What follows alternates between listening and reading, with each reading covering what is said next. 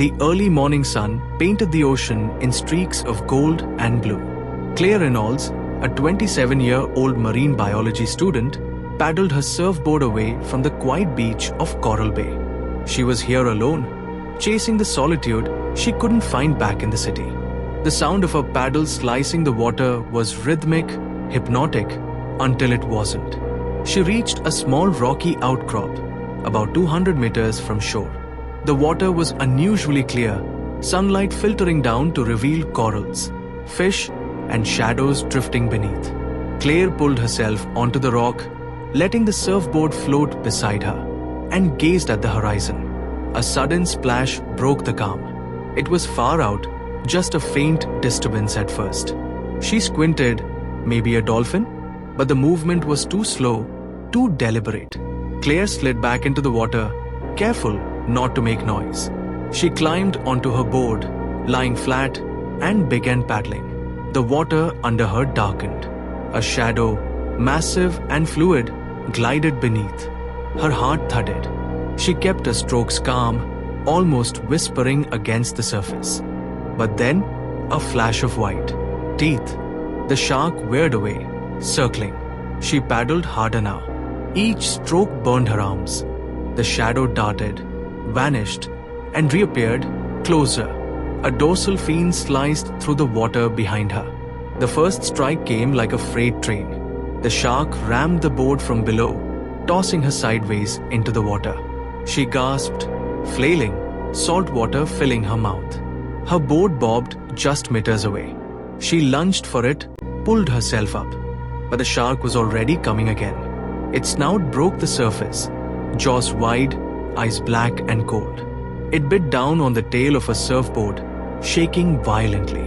The fiberglass splintered with a sound like bones snapping. Claire kicked at its head, screaming.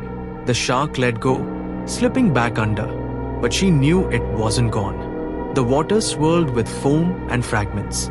Her eyes darted to the rocky outcrop. It was closer than the shore. She paddled toward it with desperate speed. Halfway there, the shark struck again, this time from the side. Its body erupted from the water, sleek and muscular, cutting across her path. She tumbled into the sea. The water was suddenly silent, too silent. She spun in slow circles, searching. Nothing. Then, from below, a blur surged upward. She kicked away just as the jaws snapped shut where her leg had been. Her hands found a jagged rock jutting above the surface. She clung to it, hauling herself up while the shark circled below, its dorsal fin tracing slow, deadly loops. The sun climbed higher, baking the rock. Her wetsuit clung cold to her skin. She could see the beach, so close, yet unreachable. Every time she looked at the water, the fin was there, slicing back and forth. Minutes turned into hours. Claire's throat burned with thirst. The tide was rising, waves crashing harder against the rock. Each surge threatened to pull her back in. The shark waited, patient. A distant rumble drew her gaze. Storm clouds gathering, the wind shifting. The water darkened, churning with whitecaps. A rogue wave slammed against her perch, nearly sweeping her off.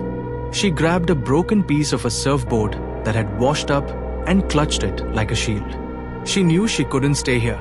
The tide would cover the rock soon. Her only chance was timing her move when the shark dove out of sight. Another wave crashed. Through the spray, she saw the fin vanish into the depths. This was it. She pushed off the rock, slicing through the water with every ounce of strength left. The beach felt miles away. Halfway, the shadow returned. It came fast, too fast.